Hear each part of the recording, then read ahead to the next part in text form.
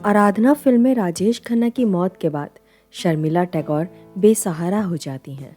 बिन ब्याही गर्भवती बेटी के लिए बूढ़ा पिता जमाने की कड़वी बातें भी सुन लेता है। राजेश खन्ना के परिजन जब उसका अपमान करके घर से बाहर निकालते हैं तो शर्मिला टैगोर समझ जाती हैं कि वो इस समाज के लिए अपराधी हैं और इस अपराध की सज़ा पिता को ना मिले, इसलिए वो उन्हें अपने से दूर होने को कहती हैं। लेकिन वो समझदार पिता बस एक बात बोलता है, बेटी तुझे उसका सपना पूरा करना होगा। इसके बाद एस.डी. बर्मन के हृदय स्पर्शी आवाज में ये गीत बजने लगता है। बनेगी आशा एक दिन तेरी ये निराशा, काहे को रोए, सफल होगी तेरी आराधना चाहे जो होए। सफल होगी तेरी आराधना काहे को रोए। कुछ दिन बीतने के बाद पिता की भी मृत्यु हो जाती है और इस फिल्म के इंटरवल में शर्मिला सदा के लिए अकेली पड़ जाती हैं। इस पूरे सीन के लिए शर्मिला टैगोर की खूब तारीफ हुई, लेकिन इस बेटी के पीछे खड़े रहने वाले उस बहादुर पिता को भला कौन याद करेगा। इसलिए हमारे चैनल हिंदी रेडियो ने सदा ही ऐसे कलाकारों को याद किया है। इस बेहतरीन कलाकार का नाम है पहाड़ी सन्याल। आप में से लगभग सभी ने इनकी फिल्में तो ज़रूर देखी होंगी। साइलेंट एरा से लेकर 80 का युग लगने तक काम करने वाले पहाड़ी सन्याल को ना पहचानने वाला एक भी दर्शक मिलना नामुमकिन है। लेकिन आप में से कौन ये जानता है कि पहाड़ी सन्याल असल में गायक और संगीतकार थे, और ऐसे वैसे गायक नहीं। इन्होंने तो के.एल. सहगल की विश्व प्रसिद्ध फिल्म देवदास में एक गाना भी गाया था। इतना ही नहीं, फिल्म संगीत जगत के पितामह कहे जाने वाले पंकज मलिक ने पहाड़ी सन्याल की आवाज़ में ढेर सारे गाने रिकॉर्ड करे थे। कुछ दिन पहले हमने गुड्डी फिल्म की अभिनेत्री सुमित्रा सन्याल पर वीडियो बनाई थी।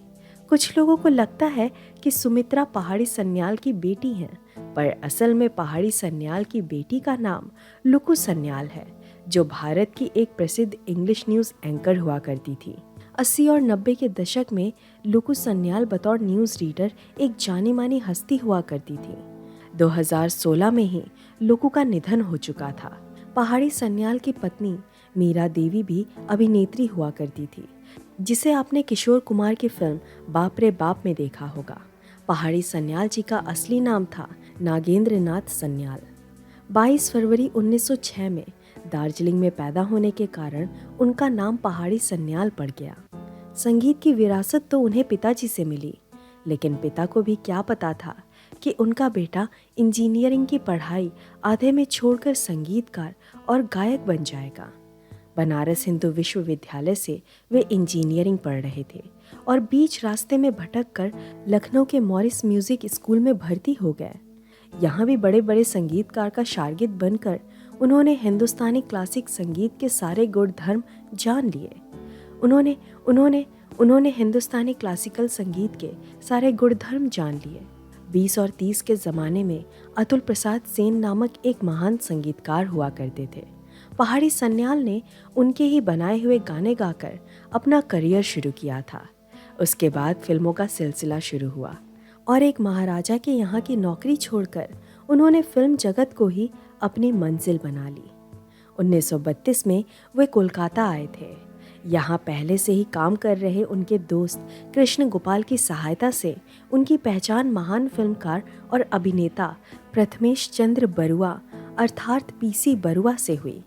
बंगाली फिल्मों को शुरुआती सफलता दिखाने वाले व्यक्ति खुद पीसी बरुआ थे। उन्होंने ही साल 1935 देवदास की कहानी पर पहली बोलती फिल्म बनाई, जिसमें देवदास की भूमिका में भी वे खुद थे। उसके एक साल बाद उन्होंने एक बार फिर से देवदास को फिल्मी पर्दे पर उतारा, जिसमें देवदास की भूमिका के.एल. सहगल ने निभाई और इसी फिल्म में पहाड़ी सन्याल ने एक गाना गाया।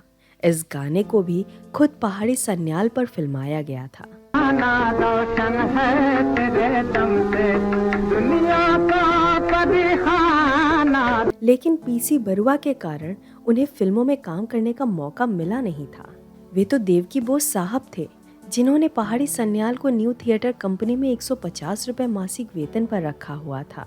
और उसी साल यानी 1933 में रिलीज हुई फिल्म मीराबाई पहाड़ी सन्याल की बतौर एक्टर और सिंगर पहली फिल्म साबित हुई। उस वक्त डबिंग करने की टेक्नोलॉजी नहीं थी, इसलिए देवकी बोस साहब ने उसी साल मीराबाई को राजा रानी मीराबाई इस नाम से हिंदी में रिलीज़ किया।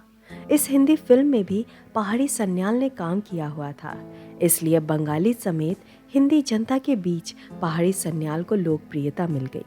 न्यू थिएटर कंपनी को पता था कि पहाड़ी सन्याल बंगाली के साथ हिंदी भी बोल लेते हैं, इसलिए इस कंपनी में रिलीज़ होने वाली बंगाली फिल्मों को जब हिंदी में बनाया जाता था तो उन फिल्मों में पहाड़ी सन्याल का एक किरदार ज़रूर होता था। उनके जीवन में नया मोड़ 8 साल बाद आया। 1941 में रिलीज़ हुई उनकी बंगाली फिल्म प्रतिश्रुति के लिए उन्हें बंगाल फिल्म एसोसिएशन की तरफ से बेस्ट एक्टर का अवार्ड मिलने के बाद उन्हें एहसास हुआ कि उन्हें अब अभिनय की तरफ चलना चाहिए, इसलिए वे मुंबई आ गए और हिंदी फिल्मों के लिए काम करने लगे। उन्होंने कभी भी बंगाली फिल्मों में काम करना बिल्कुल छोड़ा नहीं था। उनकी फिल्मोग्राफी में हिंदी से ज़्यादा बंगाली फिल्में हैं। लगभग 200 से भी अधिक फिल्मों में काम करने वाले पहाड़ी सन्याल ने अपनी उम्र के हिसाब से कैरेक्टर रोल भी निभाए, और क्योंकि उनकी अंग्रेज़ी भी अच्छी थी इसलिए कुछ अंग्रेज़ी फिल्मों में भी उनका किरदार देखने को मिलता है। ऐसे दमदार और ज़बरदस्त कलाकार ने 10 फरवरी 1974 को अपने जीवन की आखिरी सांस ली। उसके बाद बंगाली सिनेमा पर जो ग्रहण लगा था वो आज भी छूटा नहीं है। इस वीडियो की डिस्क्रिप्शन में आपको उनके द्वारा गाए हुए गानों के नाम और फिल्मोग्राफी मिल जाएगी। वीडियो देखने के लिए धन्यवाद।